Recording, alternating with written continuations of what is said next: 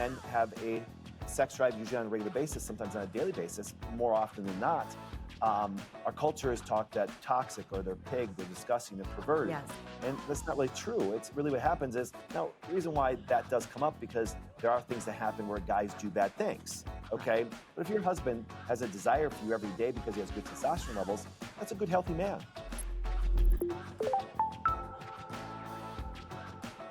Hey, everybody. Welcome to the Daniele Hage Podcast. I am Daniele, and my podcast is all about relationships. And my daughter-in-law actually started following this doctor, Dr. Patrick Flynn, who we have on the set today. And she started telling me all the different things he was saying, which went right into some of the stuff that I teach. But he's the doctor, and he knows way more about this stuff than I do. And I said, we have got to have him come on. And he has written a book. Well, first of all, let me give the proper introduction. Okay, so Dr. Patrick Flynn is an international speaker noted for his relatable, humorous, no-nonsense way of delivering complicated health concepts. Dr. Patrick shares a different perspective that resonates and encourages action, whether his audience is doctors and practitioners, chiropractic students, or new or established patients. So he's written one book called I Disagree. Love that title. And can you tell us, and now his second book, which hasn't been released quite yet, is I Still Disagree. And so Can you tell us, first of all, what inspired you to write I Disagree? And this is a loaded question. And what is it you disagree with? Well, that's it's actually a wonderful question, because here's why, is everybody has a story. You know, I think one of the greatest things when I get to talk to people, and it doesn't matter if a woman comes in with endometriosis or she comes in with cancer or she's infertile, everybody has a very unique story. You could have two women going through infertility and it still have a dramatically different story. Well, what led me to say I disagree, or even have the opportunity to speak on their podcasts where your daughter-in-law saw me speak and then read the book this way, is because I have a story. I have my own personal health story. Being a sick kid diagnosed as a juvenile delinquent, they would have probably listed me Asperger's today with the diagnosis I have. And then I went on a health journey because I went more, obviously by nature, we're all kind of grow up in the kind of medical model. But back then they didn't drug kids like they do today. So I dealt with some things, and then I figured out my own path, and I went to college for those things, and went to undergraduate and graduate school and postgraduate educational things. And then the one thing is this, but that was for my personal story. But what really attracted you guys to where the book really has something really important to talk about was the fact that I met my beautiful wife, 25 years ago, and she was told that she couldn't have children. And I was actually just getting ready to graduate chiropractic school. And, we learned some really, great things in school, from the biochemistry of physiology and things like this. And she suffered from 4 major conditions: endometriosis, ulcerative colitis, cystic acne, and cluster headaches. And she was trying to see wonderful docs take care of her, but she continued to get worse. And that's why I think a lot of people relate to me, because we've had stories where we've gone different routes. And I looked and said, well, I kind of disagree with that kind of path. But disagreeing with it, you had to now create a different path so people do get the results or do get the outcome that they want. Well, if I fast forward today, I have 4 beautiful daughters. They're 20, 17, 14, and 11. Wow. And we did a wonderful job of getting her back healthy. And obviously she's a vibrant, 48-year-old woman and stuff like that. And I'm 49. And so I met her when she was, 23 years old. And it was great because we all have that story. So I just think that people are stuck. I think that if we look at in relationships and the understanding of it, and health and the understanding of it, just saying I disagree just says, hey, now let's talk and maybe get a different perspective on things. Yeah.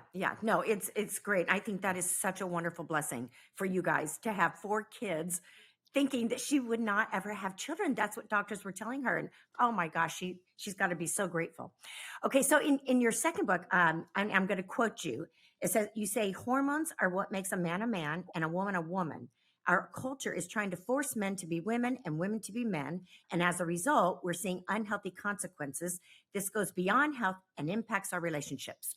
I love that, because that's what my podcast is about, helping men and women to understand the differences in us so that we can accept one another and appreciate the differences and be able to live in peace and harmony.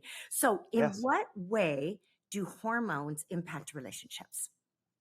Well, we know this. If we take, let's say, two young kids, like two 7-year-olds, if you were to look at their lab values from a lab standpoint, their estrogens and testosterone and DHEA, they're very close and very similar. Okay, and that's why I tell people two 7-year-olds can get along pretty well if they're a boy and a girl. Okay, but then what happens is as a young child transitions into puberty, there is now an increase of specific hormones that help develop the female and male characteristics, sexual characteristics, and put women into a state of fertility and things like that.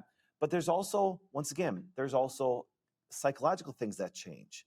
Estrogens, which is the major dominant hormones that affect women, women still have progesterones, other things that men have the same exact hormones, they just don't have the same amounts. Just like men have a testosterone, and there's psychological effects to that. For example, we all know this. If you think about why men create the most heinous crimes, testosterone is a very aggressive kind of hormone, and that's why even we notice they've actually done things when, let's say, in really bad situations where they have to give a man like Lupron a hormone blocker because they cause such harm, sexual crimes, violent crimes that way. And because why? Because there is a psychological change that happens when levels get to a certain level. Okay, the hormones get to a certain level. For example, if a woman is hormone deficient, it can affect her sex characteristics, it can affect her fertility, it can affect your uterus, but it also affects her brain. There's a lot of receptors on the brain for estrogens, and I hope you see what I'm saying. Is you don't hear me saying estrogen, okay? Because there's a significant amount of estrogens, and that's where women sometimes are confused because if they're cyclic, they look at estradiol, and if they're menopausal, they look at estrone, but don't realize there's more than that affect them, even from their little, obviously through the cyclic years and the menopausal years. So therefore, when you look at hormones, there is a physical change that we all see, but there's a psychological change in those characteristics. And that's why we know this. If we were to take the dominant hormone testosterone and inject it into women, they will take on physical and mental characteristics of a man because the term hormone is actually known for to be messenger. So it's just a relaying message, and it tells the tissue, including the brain, including the testes, including the ovaries, including the uterus, what to do. So hormones have a physical and a mental consequence. If they get too elevated or too low, that's why they need to be right in the middle. Okay, so what about the women that are getting up there in age, like maybe in their 50s and 60s, that I'm hearing different people that I know are getting those testosterone pellets put into them? Women are. So is that because they're so low on testosterone? But I mean, and then how do they manage the levels? Like, is that a good thing or is it necessary? Yeah. I can only tell you from my personal experience clinically. So let's say there's a lot of women that have come into my office because they actually got a pellet. And remember, in a pellet, there are great benefits to it, but once again, there also are consequences to it too. But here's the thing: is all of a sudden, what I really care about, regardless of your therapy that you choose, are you within a normal range? Now, what ends up happening a lot, if you do look at their labs, I did a video about a couple weeks ago on this. One of my docs had another, patient come in, and they're on a pellet, and their testosterone was at 145. Well, you want to be more in the 40 range, so she was twice, if not 3 times her testosterone levels. Now, don't wrong. If you ask that woman from a sex drive standpoint, she was at a very high sex drive. But here's what happened. What she didn't like about it was she was going through other characteristics. She started to see a little thinning of her hair, especially towards her forehead. She started to notice her being a little more aggressive. She started to notice that she started to get a little bit of facial hair. So she was taking on some of the physical and mental characteristics of having a testosterone at 145. So now, if you're deficient in testosterone and all of a sudden you bring it up, even if you go elevated, you're going to see some benefit, because she did see some benefit from some energy and some sex drive, but then she had the consequence of it going too high for too long a time. Wow. So they have to adjust it? Like, is it like Well, certain pellets have a certain amount, or how does it work? pellet, what happens with the pellet is it has to dissolve. So the consequence is you're going to stay at those levels until it's completely done. Oh, wow. And from just so then you talk to your doctor about trying to change it and stuff like that. And I know they're kind of difficult to change, but that's what you have to get the advice from the doctors that inject those in. Yeah. Okay. So you say something else in your book, that if a man is not chasing a woman around for sex, that he's unhealthy. Yeah. And that's a Tell us general about broad that. statement, but let me go over this. And obviously, because think about this.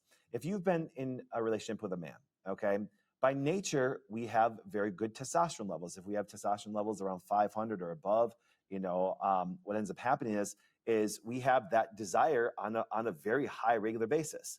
Now, are there things that can make a man have less of a desire? Sure, they can.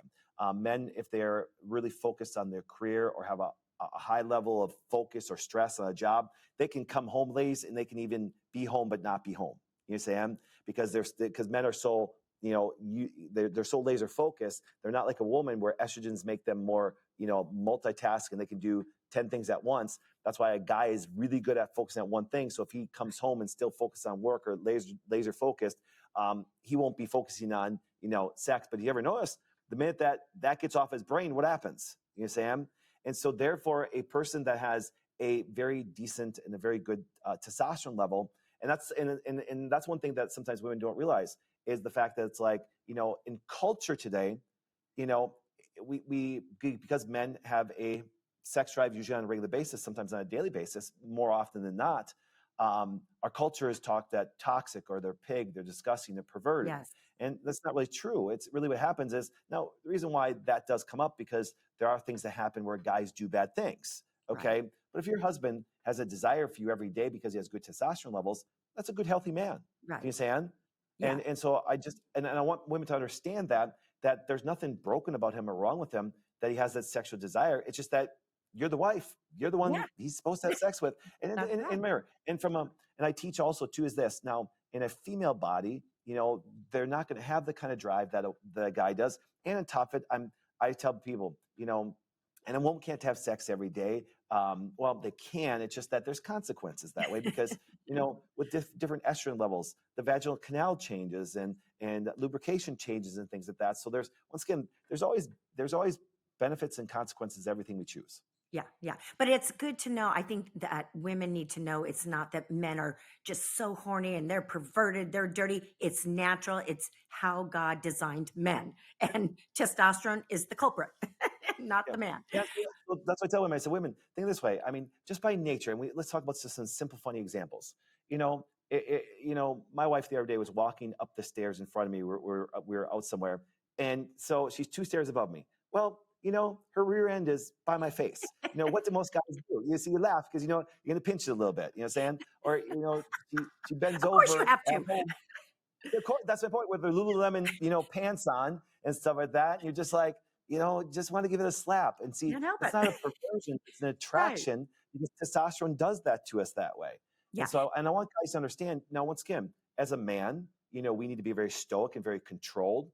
And so that's why, and of course, then what people do, that's the good general rules of a man. Now, there's exceptions. There's people that have bad behavior and do disgusting things. Okay, but that's the exception, not the rule. And there's even people that go really extreme where there's pedophilia and stuff like that, where they have done hormone blockers on those people. Now, once again, extremes, but if you look at the general aspect of testosterone, it gives us a good drive and attraction and focus on that beautiful wife. And so I just want them to understand that if he's, and that's where and I think you do a good job of this, that's where just good conversations between husbands and wives have to talk about this stuff, Absolutely. and women really like this stuff that I talk about because in our culture today, they're trying to make women to have a sex drive like a man.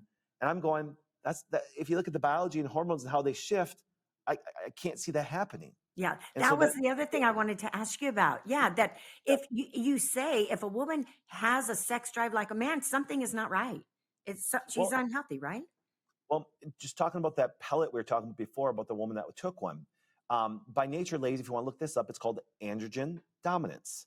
Is where, for example, androgen dominance can lead to a lot of health conditions, including PCOS, other psychological things that go about with that way, and other physical things.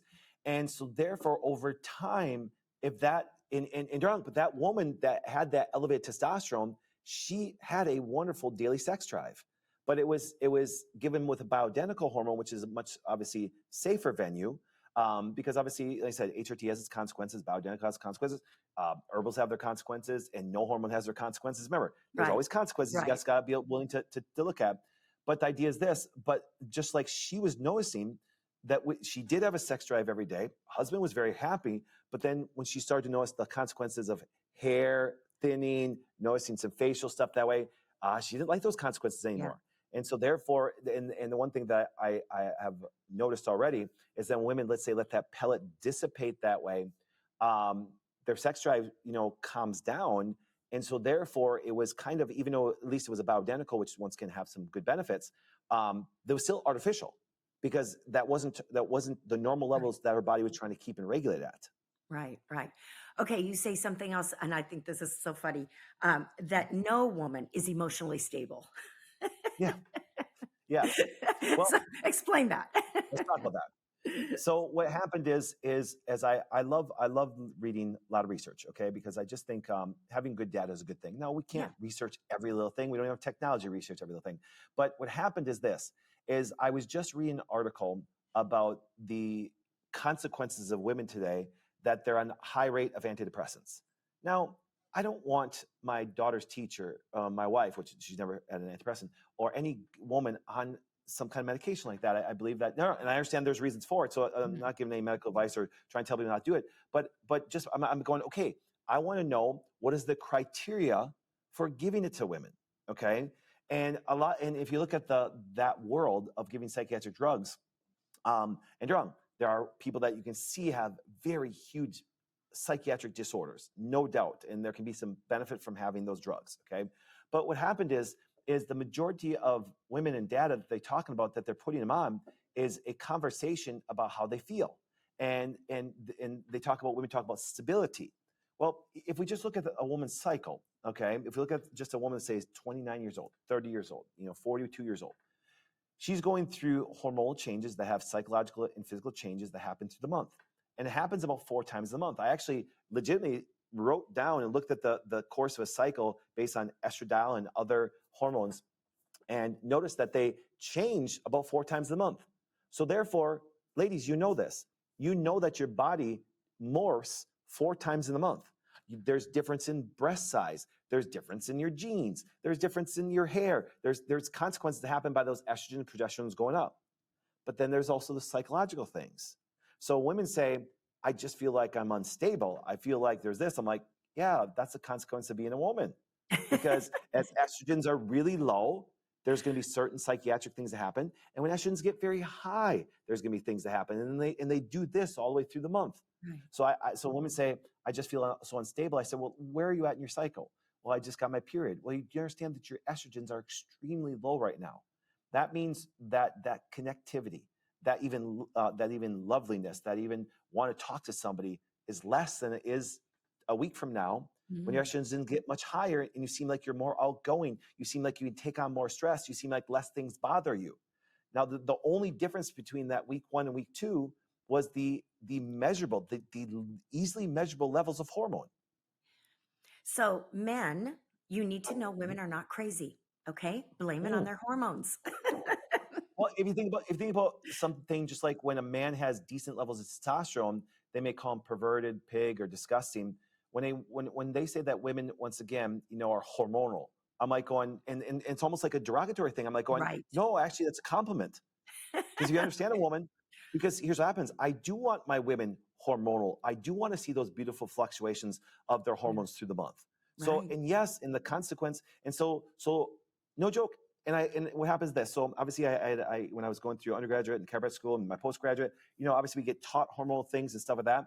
But then what I started to really do is that when I started to sit across from women and say, and let's say it was day 2 of their period. So they menstruated day 1 and we're day 2. And I'm like, oh, doc, I just energy and it's just psychological. I'm like, okay. But then I saw the person a week later for an adjustment and all of a sudden they're like, oh man, I'm just pumped up. I'm excited. I'm like going, okay, let's measure your hormones and see where they're at. And then on the flip side, ladies, we know this. A lot of women that have hormone deficiencies, it could be in cortisol, it could be progesterone, it could be estrogen. And let's say that happens significantly for them. It feels like they're running on an empty fuel tank. Mm-hmm. It's hard for them to get through the day. Wow. You understand? And so that's when I really started to go, okay, listen, why don't we just have a conversation, talk about the physical and psychological things that everybody can look up. Like I said, everything I shared with you so far is very easily be attainable. Just look up what happens. But here's what happens is I noticed that when there was hormonal changes and even some problems I just disagreed with the current medical system of how they want to approach these things. And I tell people, listen, I'm not trying to give you any medical advice or any advice that way. I'm trying to say, listen, here's something that you can do to support the best outcomes of hormone production. And, it's like this. We all know this. There's certain nutrients we need to produce certain hormones. There's certain cholesterol levels we need to produce certain hormones. There's certain B vitamins and things like that.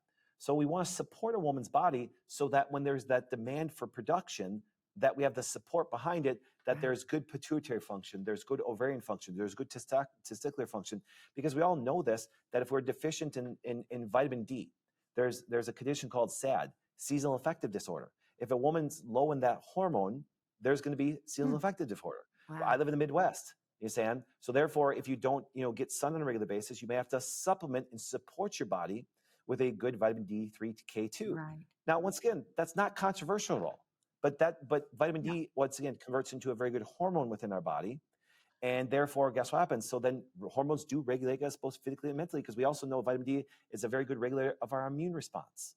So we're more affected physically by infections if we have low vitamin D, but you're also more affected by psychological things that happen if you're low in vitamin D. So that's what we're just trying to teach women, saying, just know where your levels are at. Guys, know where your levels are at. Understand that, guys, you will look like you're a little bit more stable because you have a little bit of fluctuation in testosterone in the morning. And that's where the old funny, a morning erection came from. But the idea is this, but women have major fluctuations. And so therefore, mentally, it's going to say men are going to be able to have a little bit more stability on their just daily emotions. And that's why I say they have to be a little bit more stoic. I don't mind women being emotional. I employ a lot of women. I'm sitting there going, I expect them to be emotional. I expect them to be hormonal. I think that's a good thing. I think that's characteristics that really, if it's really looked at, those characteristics can make them find problems and things like this and stuff like that. And it really makes them special. Wow. Okay, so you give a great analogy in your book about when the timing in talking to men. And I talk about this a lot, like how to talk to a man, how to tell him what you need. But what you brought up was something new for me. You said, don't try to talk to him in the morning when his testosterone levels are at an all-time high. Talk to us about that. Well, so therefore, if you look at the characteristics that happen with men, they're laser focused, they're aggressive. And what I started to do, I started to talk to women. And see, this thing, I can honestly tell you, the book is an observation, an experience, and stories of just stuff I learned, not only from at least, going to school, but also just experience talking back and forth to women and talking back and forth to men. And I was dumbfounded how that a woman came in frustrated, and she was frustrated at her husband about something. And I'm a kind of practitioner. I'm a kind of doc that says, hey, listen, stressors are really bad for a person's body. You know what I'm saying? It's like here, people realize, if you get adjusted by your chiropractor, it relieves the stress. You know what I'm saying? And that's where there's good things happen in the body. I don't like toxic things for the body because they're stressors. I don't like mental stress because it stresses. For example, if you guys right now were to think about one of the most stressful things in your mind right now, your body does change. You can feel the change. You could almost live it just by thinking about it. So I'm the kind of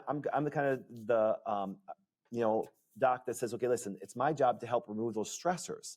Now, Durham, I can't remove a bad experience you had at work or in a relationship with this, but what I can do is bring to the attention that, ladies, if you continually stress out about this, there is a physical consequence.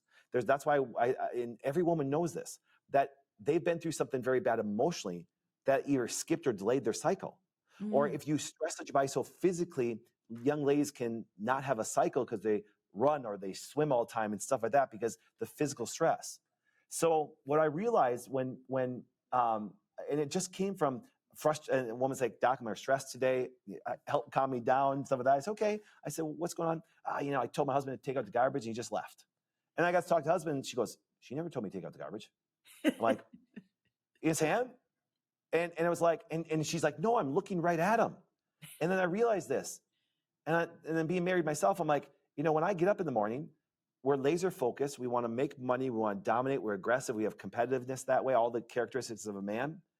And so that's why sometimes men miss things because they're so laser focused that someone could be talking to them. I said, and I realized that even with myself, that if a man's laser focus is not properly, diverted to something else, they basically hear Charlie Brown's teacher. You understand? Yeah. And I started teaching women that, and I started teaching guys that, and I, I'm not joking.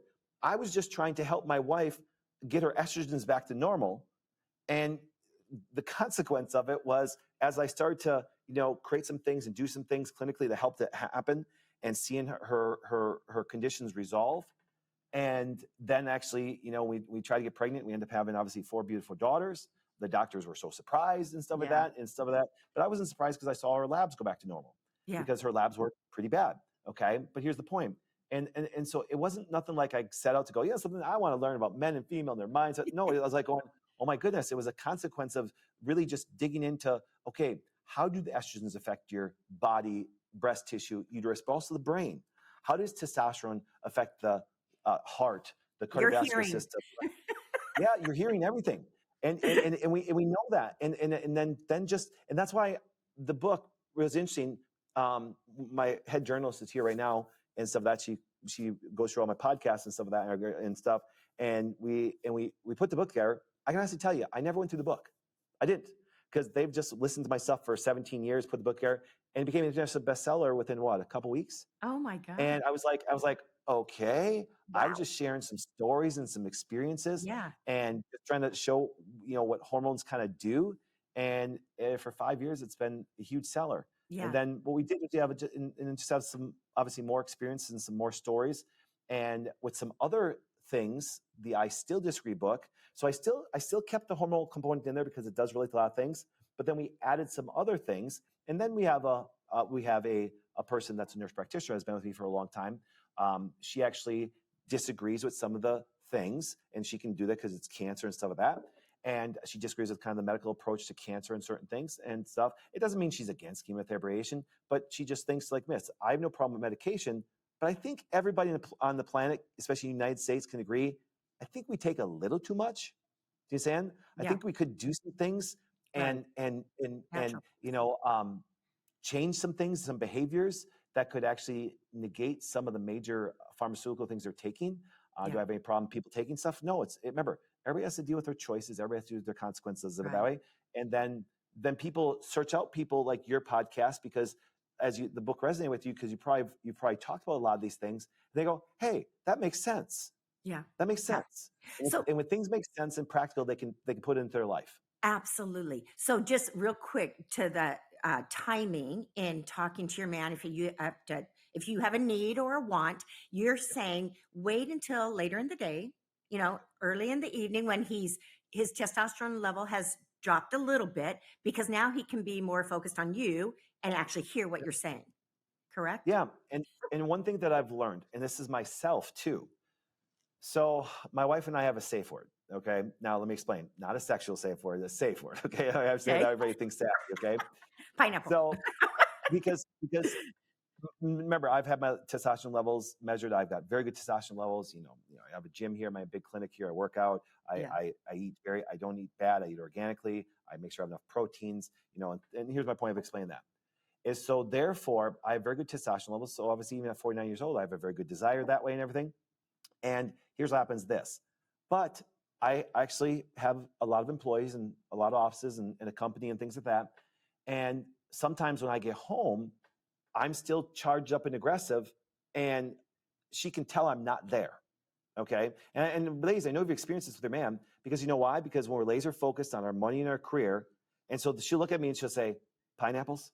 I'm like, pineapples. which means because most men don't know that about themselves. So they come home and women think they're disconnected. They're not disconnected. They're still connected to that number one stress, money and work. And so then the women think there's something wrong with them, or he doesn't care, or there's something going on. Right. They take it personal. Exactly. And so therefore I tell ladies, if look at your man and say, hey, get a safe word. Because it's safe for your relationship to go, he's still at work. He's still stressed out about something. Do you see him? Yeah, he's not transitioned yet to home. That's right. Mm-hmm. That's right. And that's why when a man wakes up, he thinks, I got to provide, I got to protect, I got all these characteristics I have internally that I believe God made inside him.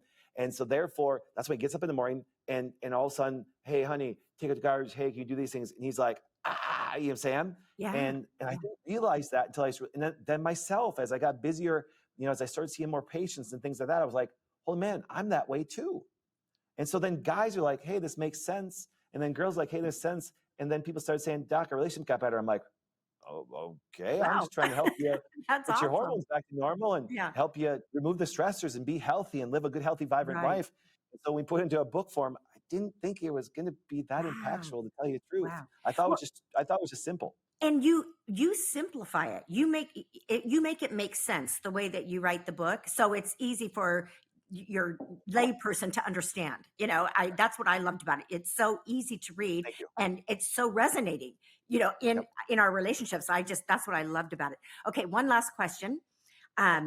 You talked about, or tell us, what do you think about the gender confusion, and what do hormones, what is their place in all of that? Like, I'm hearing adults say, oh, my son wants to be a girl, or my girl wants to be a boy, and they're 5. And parents Yep. are actually starting to give them like hormone blockers to make, Yep. that's crazy to me. What do you think about that? Yeah, I can only talk about experiences I have.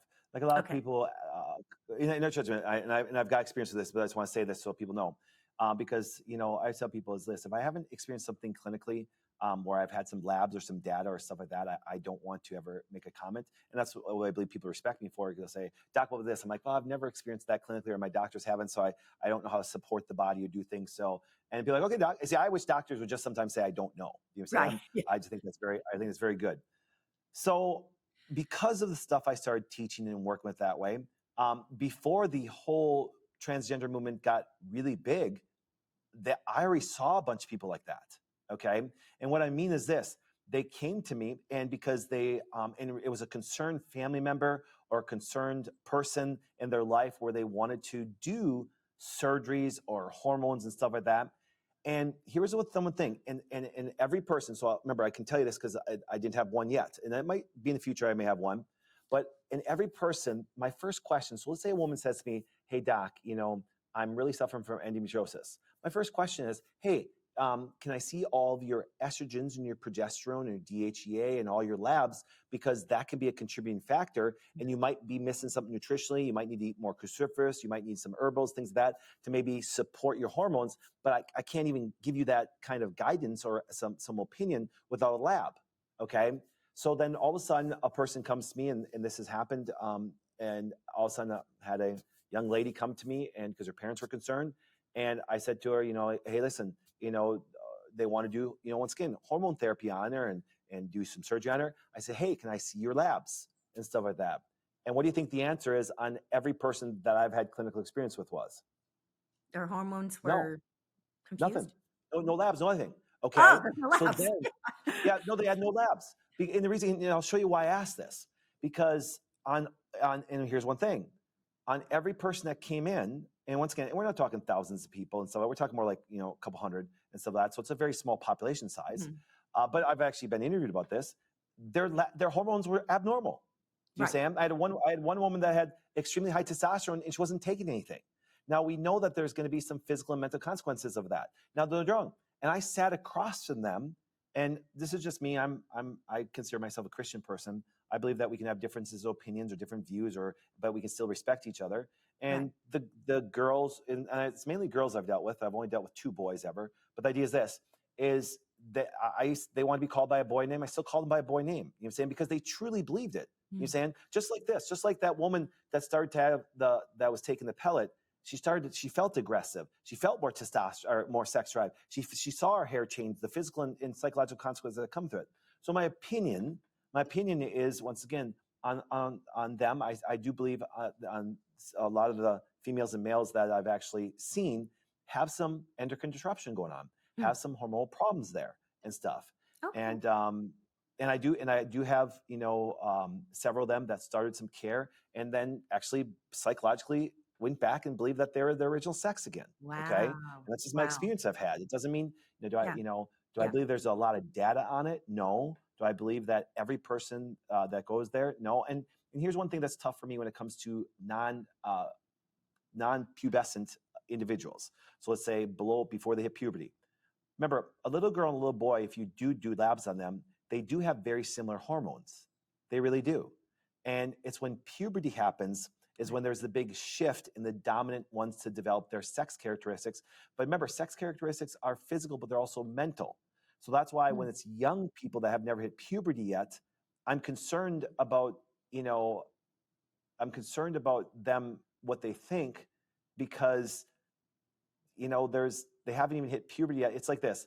Yeah, We've they're all not seen this. developed yet. Yeah. We all see these girls that say, man, when I was little, I was a tomboy. Well, yeah, because you're running around kind of doing a little bit more male things, running in the woods, hunting, doing things that way. But then all of a sudden they hit puberty and they become very feminine. Right. You know what I'm saying? So it's Right. like, I think what happens is this. I think that there just has to be, an understanding of both sides. Because I'm not joking. Every person that sat across from me or sat across one of my docs, guess what? They truly do believe that they're the opposite sex. And I never once tried to argue with them on that. I never once tried to say no. I said, hey, listen, I'm just concerned because here's what happens. If that woman who took that bioidentical pellet, if she kept those testosterone levels really high for a long period, there could be consequences. Yeah. Okay, there could be health consequences that come from that. All right. Now, so therefore, if you start to disrupt a woman's hormones or a male hormones for a long period of time, it's like this.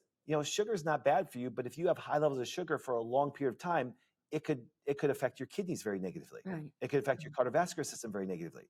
And so I'm just concerned that when they want to do hormone therapy or something that could be long-term on people where it's out of their ranges for what they should have biologically, because then there's some really bad health consequences that I think when they get into, they would regret later in life. Right. It's just, it's just an opinion and idea, Yeah. So good. So when is your second book, I Still Disagree, when is that going to be out? And where can we get it? How can we April get it? 6th. April 6th. April Oh, 6th. okay. Right around the corner. Yes, it comes out Awesome. April 6th. I think today or Monday, I get a physical copy of it, Aaron. Yeah, it should be delivered today. I actually get a true hard copy of it today. Okay. Obviously, we went through it digitally. And I will tell you this, me, Aaron, and our journalists and our graphics people went through this book. And I went through it with a fine-tooth comb with our journalists this way, because we do have 4 wonderful journalists that work here. That's why everything's referenced. And we have, footnotes with references and research and stuff like that in there. And once again, I tell people, I said, it's not an advice book. It's not a medical book. I tell people, it's just like you read before. It's just some stories. Right. I try to make it very simple.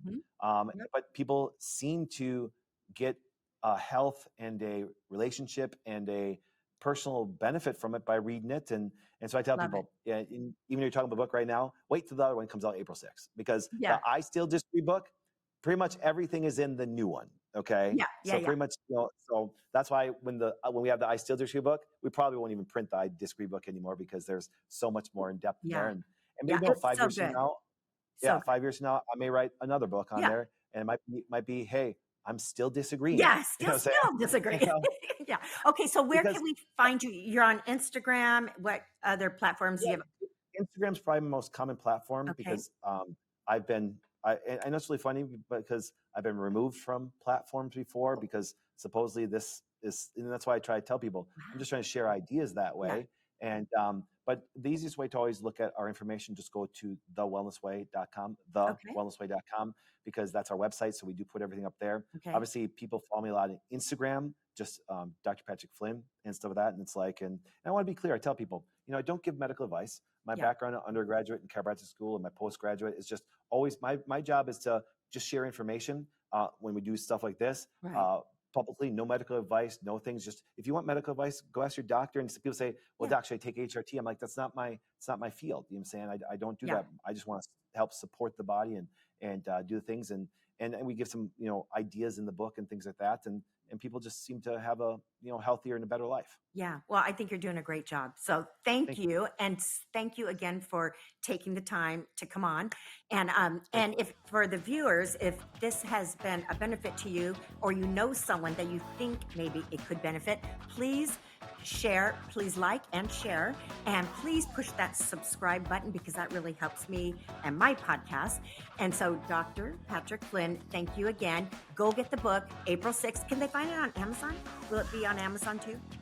Yes, Amazon's the best place to buy it and stuff like that. So it's like, we'll have it on our website, but it's much easier, faster, and Amazon's great at that way. So and that's thewellnessway.com. Okay, thank you so much. Thank you for having me today. I appreciate it.